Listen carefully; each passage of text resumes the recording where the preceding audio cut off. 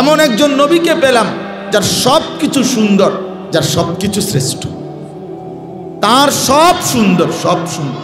তিনি হাসলেও সুন্দর, তিনি কাঁদলেও সুন্দর, তিনি কথা বললেও সুন্দর, তিনি চুপ থাকলেও সুন্দর, তিনি হাঁটলেও সুন্দর, তিনি স্থির দাঁড়িয়ে থাকলেও সুন্দর, তিনি সুন্দর, সবচেয়ে সুন্দর। ও আহসানু মিনকা লাম তারা কাত্তু আইনি ও আজমালু মিনকা লাম তালিদিন নিসাউ। নবী সাল্লাল্লাহু আলাইহি সাল্লামের সাহাবী হযরত হাসান ইবনে সাবিত বলছে যে আয় নবী, আপনার চাইতে সুন্দর আমি এই দুই নয়নে আর কাউকে দেখিনি। আপনার চাইতে সুন্দর কাউকে কোনো মা জন্মই দেয় নাই, প্রসবই করে নাই, এমন সুন্দর। তাহলে তিনি সবচেয়ে সুন্দর, আবার তিনি সর্বশ্রেষ্ঠ, সব গুণে তিনি শ্রেষ্ঠ। জীবনের যত কিছু কল্পনা করা যায় মানুষের জীবনে, সমস্ত গুণে তিনি শ্রেষ্ঠ। বন্ধুর কাছেও শ্রেষ্ঠ, দুশ্মনের কাছেও শ্রেষ্ঠ। অর্থাৎ এই 1450 বছর ধরে আল্লাহ নবী সাল্লাল্লাহু আলাইহি ওয়াসাল্লামকে অসংখ্য অগণিত কোটি কোটি মোমেন নবীজির জীবন পরীক্ষা করছে, বিশ্লেষণ করছে, তাদের কাছেও নবীজি সর্বশ্রেষ্ঠ। আবার এই 1450 বছর ধরে কত কাফের, বেঈমান, মুশরিক, নাস্তিক, মুরতাদ, কত বিধর্মী, গবেষক, পণ্ডিত, দার্শনিক, বুদ্ধিজীবী, কাফের তারা, কিন্তু তারা আমাদের নবী সাল্লাল্লাহু আলাইহি সাল্লামকে নিয়ে গবেষণা করেছে, তাদের কাছেও তিনি সর্বশ্রেষ্ঠ। এজন্য তিনি বন্ধুর কাছেও শ্রেষ্ঠ, দুশ্মনের কাছেও শ্রেষ্ঠ, আপনজনের কাছেও শ্রেষ্ঠ, পরের জনের কাছেও শ্রেষ্ঠ। তিনি সবার কাছেই তিনি সর্বশ্রেষ্ঠ। আল্লাহ তাআলা বলেন, এই সর্বশ্রেষ্ঠ রাসূল আমি তোমাদেরকে দিলাম, এটাই হলো আমার সবচেয়ে বড় দয়া, সবচেয়ে বড় ইহসান। এখন কেন দিলাম? আল্লাহ তাআলা বলেন, তিনটা উদ্দেশ্যে দিলাম। এক, ইয়াতলু আলাইহিম আয়াতিহি, আমার কালাম, আমার কোরআন আমার বান্দাদের সামনে তেলাওয়াত করবে, শোনাবে, শিখাবে।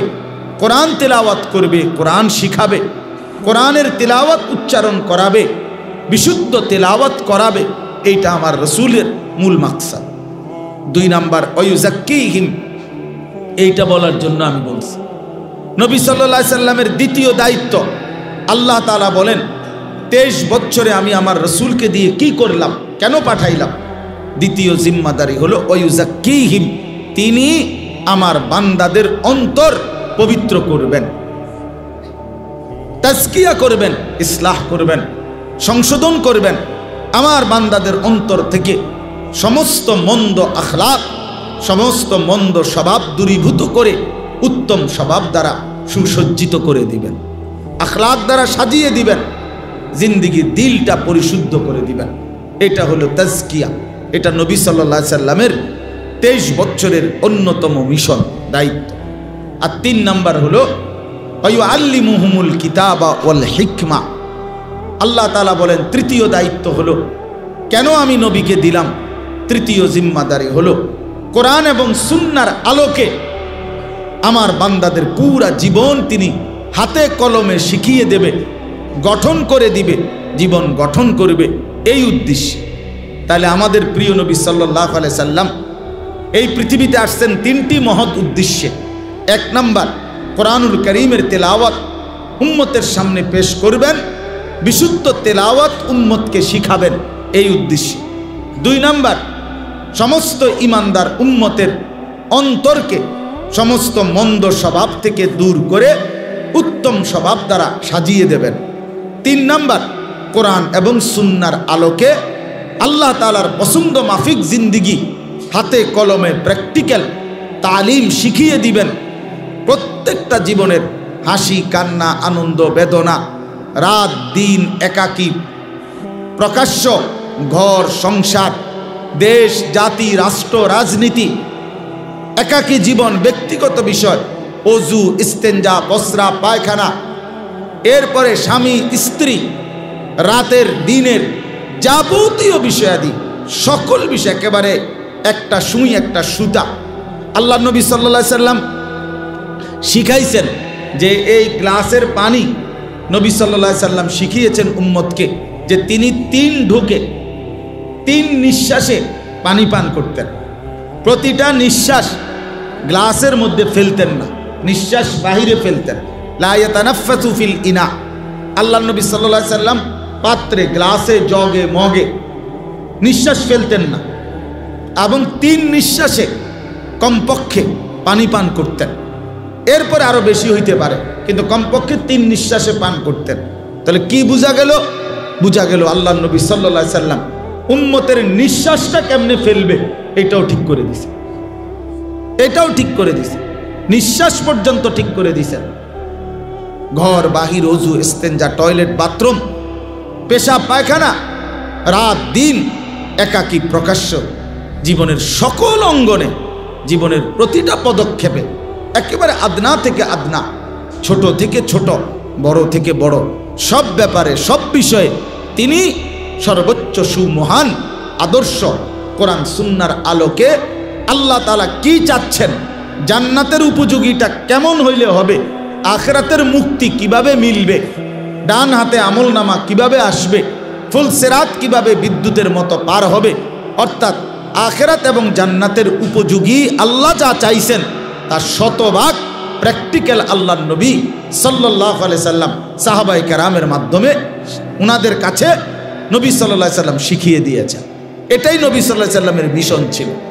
তাইলে প্রিয় ভাই, আমার বলার উদ্দেশ্য হলো, এবার আমি যে মূল বক্তব্যটা বলতে চাচ্ছি, ওই আয়াতের মাধ্যমে বললাম যে নিজেকে নিজে পরিবর্তন, বিশুদ্ধ আত্মশুদ্ধি করা যায় না, নিজে নিজে একাকী ভালো হওয়া যায় না। আল্লাহ বলেন আমার দয়া লাগে, আমার অনুগ্রহ লাগবে, আমার মেহেরবানি লাগবে। আর আল্লাহর দয়া, আল্লাহর অনুগ্রহ হইল, আল্লাহ নিজেই বললেন আমার দয়া আমি আমার রসুলকে পাঠাইলাম।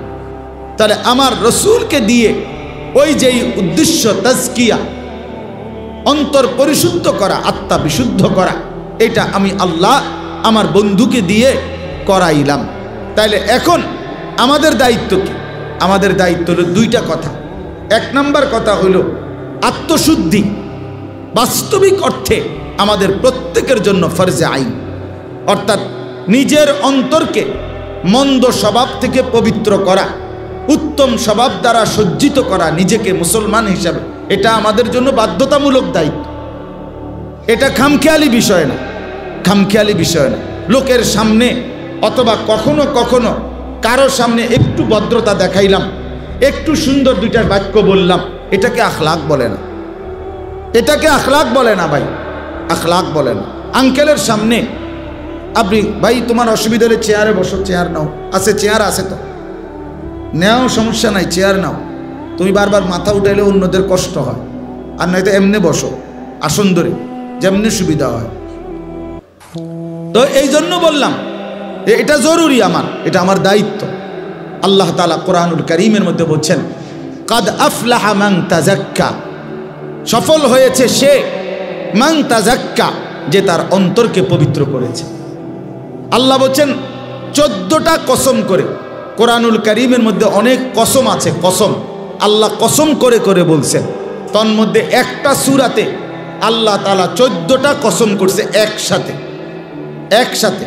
ওয়াশ-শামসি ওয়া দুহাহা ওয়াল কামারি ইদা তালাহা ওয়ান নাহারি ইদা জাল্লাহা ওয়াল লাইলি ইদা ইয়াগশাহা, এইভাবে প্রতিটার মধ্যে 2টা 2টা করে মোট 14টা কসম করে আল্লাহ বলেন বান্দা আমি 14 বার কসম করে বললাম কাদ আফলাহা মান যাক্কাহা, যে তার অন্তরকে বিশুদ্ধ করেছে সেই কেবল সফল হয়েছে। 14 বার কসম করছে, 14 বার কসম করে আল্লাহ বলছে শোনো, খামখেয়ালি করো না বান্দা, খামখেয়ালি করো না, খামখেয়ালি করো না। কাদ আফলাহা মান যাক্কাহা, তাজকিয়া, এই ইসলাহি মজলিস মানে কি? নিজেকে সংশোধন করা চাই ভাইয়া। আমরা হাজারো পৃথিবীর হাজারো বিষয় নিয়ে আমরা ভাবতে পারি, গোটা পৃথিবী সুন্দর করলাম, পৃথিবীর অনেক কল্যাণকর সমাজ সেবা, জনকল্যাণ, সংস্কারমূলক কাজ করলাম, ভালো কথা, কিন্তু নিজের ফিকির কোথায়? নিজের ফিকির কোথায়? তুমি তো সেই সকাল থেকে রাত 12টা পর্যন্ত তুমি নওজোয়ান অসংখ্য গরিব দুঃখী মানুষকে মনে করো আজকের দিনে ত্রাণ দিলা, সহযোগিতা করলা, কিন্তু যদি জোহরের নামাজ না পড়ে থাকো, এটা কি করলাম? যদি আসরের নামাজ না পড়ে থাকো, এটা কি করলাম? এটা কি করলাম? এটা ছেড়ে দিলা কেন? এটা ছেড়ে দিলা কেন? তুমি তো মানব সেবা করো, তাইলে তুমি আরেক নারীর সাথে, আরেক মেয়ের সাথে হারাম প্রেম করো কেন? এটা কি তোমার? তো নিজেরে বরবাদ করে, নিজের চরিত্র নষ্ট করে, নিজের আখিরাত নষ্ট করে অন্যের কল্যাণের ফায়দা কি? নিজে পেশাবের উপরে দাঁড়াইয়া আরেকজনের দুধ খাওয়াইলে লাভ কি? আরেকজনের দুধ খাওয়াইলে লাভ কি? আরেকজনকে মধু খাওয়াইলে লাভ কি? আগে তো এটা ফিকির করা চাই। কোরআনুল কারীমের মধ্যে আল্লাহ তাআলা সিরিয়াল বলে দিছে সংশোধনের 5টা স্তর। 1, কু আনফুসাকুম, নিজের সংশোধন। 2, ওয়া আহলিকুম, পরিবারের সংশোধন। 3, ওয়া আনদির আশিরাতাকাল আকরাবিন, নিকট আত্মীয় স্বজনের সংশোধন। 4, লিতুমদিরা উম্মাল কুরা ওমান হাওলাহা, নিজ এলাকা এবং এলাকার আশপাশের সমস্ত মানুষের সংশোধন। 5, উখরিজাত লিন্নাস তা'মুরুনা বিল মা'রুফি ওয়া তানহাউনা আনিল মুনকার, গোটা বিশ্ব মানবতার সংশোধন। কয়টা হইল? 5টা। এর মধ্যে 1 নাম্বার কি? বলো না ভাইয়া, 1 নাম্বার কি? তো তোমার ফিকির কই? তোমার ফিকির কই ভাই? তোমার ফিকির কই? অনেক আমরা প্রত্যেকেই এখন যদি আমরা বলি যে আপনারা প্রত্যেকেই 10,000 টাকা চাঁদা দিবেন, 5,000 টাকা চাঁদা দিবেন, সবগুলো টাকা একত্র করে আমরা গরিব দুঃখী মানুষকে বিভিন্ন জনকল্যাণমূলক কাজ করব, নিঃসন্দেহে ভালো কাজ, নিঃসন্দেহে ভালো কাজ, অনেক বড় সওয়াবের কাজ। কিন্তু বিষয়টা হলো এইটা মিলে যাবে, হয়তো এইটা টাকারও ব্যবস্থা হয়ে যাবে, কম্বলের ব্যবস্থাও হয়ে যাবে। কিন্তু আমরা যদি বলি চলেন সিদ্ধান্ত নেব আমরা 30 দিন, আমরা 60 দিন একটানা ফজরের নামাজ জামাতের সাথে পড়ব প্রথম কাতারে, এইখানে পাওয়া একটু কঠিন। এখানে পাওয়া কঠিন, এখানে পাওয়া কঠিন।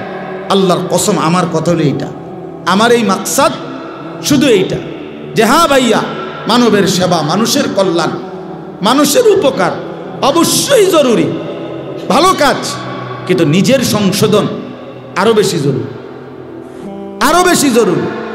আমি বদলাবো কোন দিন? আমার চরিত্র সুন্দর হবে কোন দিন? এই নওজোয়ান কিশোর বয়সে যদি 16 বছর, 18, 20 বছর বয়সে যদি একটা ছেলে এতটা চরিত্রহীন হয়ে যায়, 18 বছর বয়সে যদি নারী ছাড়া, নারীর ছবি ছাড়া, উলঙ্গ দৃশ্য দেখা ছাড়া তোমার একটা রাতও না কাটে, তো আগামীর ভবিষ্যৎ কি? আগামীর ভবিষ্যৎ কি? মাত্র 18 বছর বয়সে তুমি এত উলঙ্গ ছবি দেখে ফেললা, মাত্র 18 বয়সে তুমি এত বড় জঘন্য পাপগুলো করে ফেললা। ছি ছি ছি ছি। আমি তো জানি 16 বছর 18 বছর বয়সের ছেলেদের সাথেও তো আমার কথা হয়, এত অল্প বয়সী ছেলেও জিনা এবং ব্যভিচার, নারীর সাথে অসভ্যতায় একেবারে ভাইসা গেছে, ডুবে গেছে। আফসোসের বিষয়। হায় হায়, কল্পনা করে কিভাবে, ভাবে কিভাবে, এটা কিভাবে সম্ভব হইতে পারে? এটা কিভাবে? মুসলমানের সন্তান এভাবে ভাইসা যাবে কেন? মুসলমানের সন্তান এভাবে চরিত্রহীন হবে কেন? এই জন্য দোস্ত, আমার মূল ফিকির এটা, আমার এই মজলিসের মাকসাদ এইটা যে দরে দরে বারবার আমি আশা করি আমার 30 বছরে যদি, আমার 50 বছর, আমার পুরা হায়াতে যদি এক নওজোয়ানও বদলে যায়, তো আমার নাজাতের জন্য আশা করা যায় ওই একজনই যথেষ্ট হয়েছে। খালাস, আমি সংখ্যা দিয়ে করুম কি? আমার 10,000 ভক্ত জরুরি না ভাইয়া, 50,000 ভক্ত দিয়ে আমি করবোটা কি? 50,000 না, 50 লক্ষ মানুষ একত্রে স্লোগান দিয়ে আমারে যদি ক্যান্টনমেন্ট দিয়ে আসে, আর আল্লাহ তাআলা যদি বলে আনিস আমি নিলাম না তোমার, হ্যাঁ, তো কি হবে তখন? কি হবে তখন? এই পরিচিতি, এই সুখ্যাতি, এই সুনাম দিয়ে দোস্ত হবেটা কি? পৃথিবীবাসী তোমার চুল দেখলো, পৃথিবীবাসীকে তুমি ফেসবুকে প্যান্টের মডেল দেখাইলা, মোটর সাইকেলের মডেল দেখাইলা, আখলাক দেখাইবা কোন দিন? আখলাক দেখাও, আখলাক দেখাও, আখলাক দেখাও। মুসলমান আখলাক দেখাবে। এই পৃথিবীতে এই পৃথিবীর অসংখ্য অঞ্চলে মুসলমানের আখলাক দেখে লাখো মানুষ কালেমা পড়ে মুসলমান হয়েছে। মা যাকা মিনকুম মিন আহাদিন আবাদা, আবাদান অর্থ হলো কখনোই না। কেউ নিজেকে নিজে চরিত্রবান আখলাকওয়ালা বানাইতে পারবে না, নিজে নিজে পারবে না। আমি নিজে ভালো হয়ে যাব, আমি নিজে এখন থেকে ভালো হয়ে যাব, পারতেন না। বরং আল্লাহ তাআলার দয়া, আল্লাহ তাআলার রহম, আল্লাহ তাআলার অনুগ্রহ যে বান্দার উপরে হয় সেই উত্তম আখলাকওয়ালা হয়, সেই উত্তম চরিত্রবান হয়, সেই গুনাহ থেকে বাঁচবার হিম্মত পায়। কোরআনুল কারীমের মধ্যে আছে, আল্লাহ তাআলা বলছেন, আল্লাহু ইয়াজতাবি ইলাইহি মান ইয়াশা ওয়া ইয়াহদি ইলাইহি মান ইউনীব। আল্লাহু ইয়াজতাবি ইলাইহি মান ইয়াশা অর্থ হলো আল্লাহ যাকে চান তাকে আল্লাহ জজব করেন। জজব এই শব্দটা অর্থ হলো আল্লাহ তাআলা নিজেই তাকে আকর্ষণ করে টেনে নিজের দিকে ফিরিয়ে নিয়ে আসে। আল্লাহ টেনে নিয়ে আসে। আল্লাহু ইয়াজতাবি।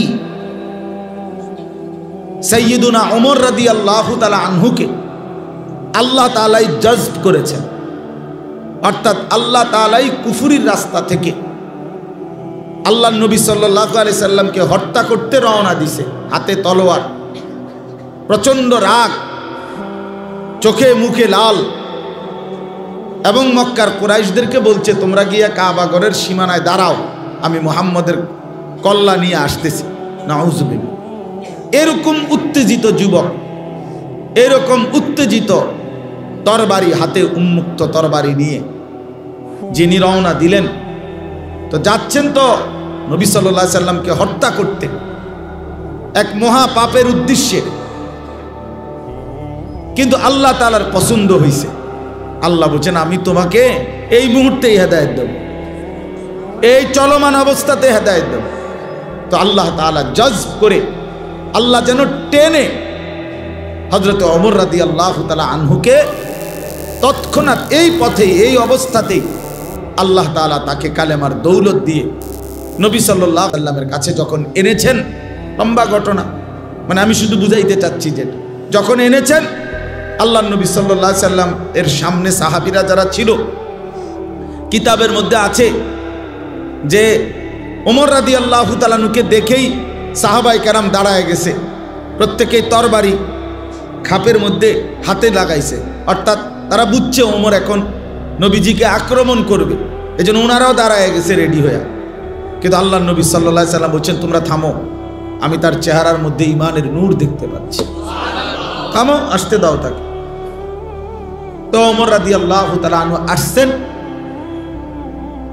আল্লাহ নবী সাল্লাল্লাহু আলাইহি ওয়াসাল্লামের হাতে কালেমা পড়ছেন। ঠিক নবীজির হাতে যখন ওমর কালেমা পড়ছে, তখন মুসলমানের সংখ্যা পূর্ণ হয়েছে 40 জন, মানে এর আগ পর্যন্ত ছিল 39 জন। ওমরের মাধ্যমে 40তম সংখ্যাটা পূর্ণ হয়েছে। আল্লাহ তাআলা তখন কোরআনুল কারীমের আয়াত নাজিল করছেন জিবরাইলকে পাঠিয়ে, ইয়া আইয়ুহান নাবিয়্যু হাসবুকাল্লাহু ওয়া মানিত্তাবাআকা মিনাল মুমিনিন। বন্ধু আমার, নবী আমার, এখন থেকে নিয়ে আপনার জন্য আমি আল্লাহই যথেষ্ট, এবং এই পর্যন্ত যে কয়জন মুমিন হয়েছে এরাই আপনার সহযোগিতার জন্য যথেষ্ট। তার মানে ওমর মুসলমান হয়েছে, এইবার আপনি আপনার কালেমা, আপনার দাওয়াত প্রকাশ্যে উন্মুক্ত বলতে থাকেন। হযরত ওমর রাদিয়াল্লাহু তাআলা আনহু তখন এই বাকি 39 জন সাহাবী সহ আল্লাহ নবী সাল্লাল্লাহু আলাইহি ওয়াসাল্লামকে নিয়ে খানায়ে কাবার সামনে আইসা বলছে, ইয়া রাসূলুল্লাহ, আপনি সেজদা করেন, আর ওনাদেরকে বলছে আপনারা সেজদা করেন আল্লাহর জন্য। আর ওমর রাদিয়াল্লাহু তাআলা একা তরবারি তুলে, মক্কার কুরাইশরা তো আগেই দাঁড়ায় আছে, তো তাদেরকে বলছে, যদি কেউ তার মায়ের বুক খালি করতে চাও তা একটা কোপ দিয়ে ফালাই দেবা। আর কেউ হিম্মত করে না। হযরত জিবরাইল আলাইহিস সালাম আসছে, আয়েশা তখন বলছে, ইয়া রাসূলুল্লাহ লাকাদ ইস্তাবশারা আহলুস সামাই বিইসলামি উমর। ইয়া রাসূলুল্লাহ, গোটা আসমানের সব ফেরেশতারা, 7 আসমানের কোটি কোটি ফেরেশতা এই মুহূর্তে আপনার ওমরের কালেমা শুনে ইসলাম দেখে গোটা আসমানে ওনারা খুশিতে তাকবীর ধ্বনি দিয়েছে। গোটা আসমানবাসী ফেরেশতারা খুশিতে আনন্দে উদ্বেলিত হয়ে গেছে। তাইলে আল্লাহ তাআলা যাকে চায় আল্লাহু ইয়াজতাবি ইলাইহি মান ইয়াশা। এজন্য প্রিয় বন্ধু, আল্লাহ তাআলা চাইলে মানুষ বদলে, আল্লাহ তাআলা আমূল বদলায় দেয়, আমূল পরিবর্তন করে দেয়, জিন্দেগি গড়ে দেয়, সাজিয়ে দেয়, পরিবর্তন করে দেয়। আবার আল্লাহ তাআলার আরেকটা নিয়ম ওই পরের অংশ আয়াতের, ওয়াহদি ইলাইহি মান ইউনিব। আল্লাহ তাআলা বলেন, এক তো হইল কাউকে কাউকে আল্লাহ ইচ্ছে করে একেবারে গুনাহ নাফরমানির অবস্থা থেকেই ইউটার্ন করে আল্লাহ তাকে ঈমানওয়ালা আমলওয়ালা বানায় দেয়। এটা আল্লাহর একটা বহুত বড় মেহেরবানি। আর আরেকটা হলো আল্লাহ তাআলা বলেন মান ইউনিব, যে আমি আল্লাহর দিকে ঝুঁকে আসে, আমি আল্লাহ সে আসে যে দূর তার চাইতে বেশি এগিয়ে আমি তাকে হেদায়েত দিয়ে থাকি। এই হলো দ্বিতীয় তর্জ। অর্থাৎ বান্দা যদি কিছুটা আগায়, আমি ভালো হতে চাই, আমি চরিত্রবান হতে চাই, আমি জীবনটা নষ্ট করতে চাই না, আমি আখিরাতকে পেতে চাই, আল্লাহ আমি আপনাকে চাই, একটু মানসিকতা তার ভিতরে আসছে। এখন সে সিদ্ধান্ত নিছে আল্লাহর রাস্তায় একটু আগাবে, ভালো হওয়ার একটু ফিকির করবে। তো আল্লাহ তাআলা বলেন, এমন দিল থেকে বান্দার মধ্যে যদি আমি দেখি যে আসলেই সে আমি আল্লাহর দিকে ঝুঁকছে, বাস্তবিক অর্থে সে আমার দিকে আসতে চাচ্ছে, আল্লাহর কসম আল্লাহ বলে আমি তাকে তার চাইতে এগিয়ে হেদায়েত দিয়ে থাকি। তাহলে দুই তর্জ, এক হলো কাউকে আল্লাহ তাআলা চাইলে একদম পুরা ইউটার্ন করে মন্দ রাস্তা থেকে কল্যাণের পথে নিয়ে আসেন। আর কাউকে আল্লাহ তাআলা, বান্দা যদি একটু ঝুঁকে আগায় তো আল্লাহ তাআলা তার চাইতে বেশি এগিয়ে তাকে হেদায়েত দিয়ে থাকে। হাদিসে কুদসিতে আছে, আল্লাহ তাআলা বলেন, ইয়া আদম কুম ইলাইয়া আমশি ইলাইকা। হে বনি আদম, তুমি আমার জন্য দাঁড়াও, আমি তোমার জন্য হাঁটব। তুমি দাঁড়াইলে আমি আল্লাহ হাঁটব। ওয়ামশি ইলাইয়া উহারবিলু ইলাইকা। আল্লাহ তাআলা বলেন যে হে আমার বান্দা, তুমি আমার জন্য হাঁটো, আমি আল্লাহ তোমার জন্য দৌড়ব। মানে তুমি যে দূর আমি তার চাইতে বেশি, আমি তার চাইতে বেশি। তুমি 1 বিঘত আসবা, আমি 1 হাত আসব। তুমি 1 হাত আসবা, আমি 2 হাত আসব। তুমি হাঁটতে হাঁটতে আসবা, আমি আল্লাহ তাআলা তাইতুকা হারওয়ালাতান, আমি আল্লাহ তাআলা তোমার দিকে রহমত নিয়ে, মাগফিরাত নিয়ে দৌড়তে দৌড়তে আসব। এই জন্য প্রিয় ভাই, আল্লাহ তাআলা চাইলে মানুষ পরিবর্তন হয়। ওয়ালাউলা ফাদলুল্লাহি আলাইকুম ওয়া রাহমাতুহু মা যাকা মিনকুম মিন আহাদিন আবাদা। আল্লাহর দয়া, আল্লাহর ফজল, অনুগ্রহ না হলে কেউ নিজেই নিজেকে পরিবর্তন করতে পারে না। ওয়ালাকিন্নাল্লাহা ইউযাক্কি মান ইয়াশা। এই আয়াতের দ্বিতীয় অংশ হলো আল্লাহ তাআলা বলেন যে আল্লাহই যাকে চান তিনিই তাকে পরিশুদ্ধ করেন, পবিত্র করেন। তিনিই তার জিন্দেগি, দিল, আত্মা, ভেতর বাহির আল্লাহই তাকে পুত পবিত্র সৌন্দর্যময় আল্লাহই করে দেন, আল্লাহই করে দেন, আল্লাহই করে দেন। ওয়ালাকিন্নাল্লাহা ইউযাক্কি মান ইয়াশা। আল্লাহ যাকে চান তাকে তিনি পবিত্র করেন। তাহলে এখানে একটা মৌলিক কথা এটা মনে রাখতে হবে যে কেউ যদি আমরা মনে করি, ছেলেরা তোমরাও যদি মনে করো আমি নিজে নিজে ভালো হয়ে যাব, হবে না। বরং কার দয়া লাগবে? আল্লাহ তাআলার দয়া লাগবে, আল্লাহ তাআলার রহম লাগবে, আল্লাহ তাআলার মেহেরবানি লাগবে। আর আল্লাহ নিজেই বলছেন আমি যাকে চাই তাকে আমি পবিত্র করে থাকি, তাকে আমি চরিত্রবান বানিয়ে থাকি, তাকে আমি উত্তম আখলাকওয়ালা বানিয়ে থাকি। আমি আল্লাহই তার দিল সুন্দর করে দেই। এখন আমি যেই প্রথম আয়াতটা পড়ছি খুতবার মধ্যে, সূরা আলে ইমরানের 164 নম্বর আয়াত, আল্লাহ তাআলা বলছেন এই যে আল্লাহ ফয়সালা নিছে, কথাটা খেয়াল করেন। আল্লাহ তাআলা যে ফয়সালা নিচে যে আমি পবিত্র করে থাকি, এখন সেই পবিত্র করাটা আল্লাহই করবেন। তো সেইটার জন্য আল্লাহ তাআলা কার্যকর যেই ব্যবস্থাটা রেখেছেন সেইটা হলো আল্লাহ তাআলা বলেন, আমি আমার এই ইমানদার বান্দাদের জন্য আমার সর্বশ্রেষ্ঠ রাসূল, আমার আখেরি বন্ধু, আমার প্রিয় নবী সাল্লাল্লাহু আলাইহি ওয়াসাল্লাম তাকে পাঠিয়েছি। লাকাদ মান্নাল্লাহু আলাল মুমিনিন, আল্লাহ তাআলা বলেন মুমিনদের উপরে আল্লাহ তাআলা সবচেয়ে বড় দয়া করেছেন। কি দয়া? এক ইমানদারের উপরে, এক মুসলমানের উপরে। এই যে আমরা এখানে মুসলমান, আমরা ইমানদার ভাই, আমাদের উপরে আল্লাহর সবচেয়ে বড় দয়া কি? জীবনের সবচেয়ে বড় পাওয়া আমাদের কি? আল্লাহ তাআলা বলেন মুমিনের জন্য জীবনে আমি আল্লাহর সবচেয়ে বড় দয়া হলো আমার আখিরি রসুল, আমার কলিজার টুকরা, আমার সবচেয়ে প্রিয় বন্ধু, আমার হাবিব, আমার দোস্ত নবী মুহাম্মদ সাল্লাল্লাহু আলাইহি ওয়াসাল্লাম, তাদেরকেই আমি আমার এই ইমানদার বান্দাদের জন্য দিয়ে দিলাম। এটাই হলো আমি আল্লাহর সবচেয়ে বড় দয়া। এটা দয়া, আল্লাহর সবচেয়ে বড় দান যে আমরা নবীকে পেলাম, আমরা প্রিয় নবী সাল্লাল্লাহু আলাইহি ওয়াসাল্লামকে পেলাম, শ্রেষ্ঠতম রাসূলকে পেলাম।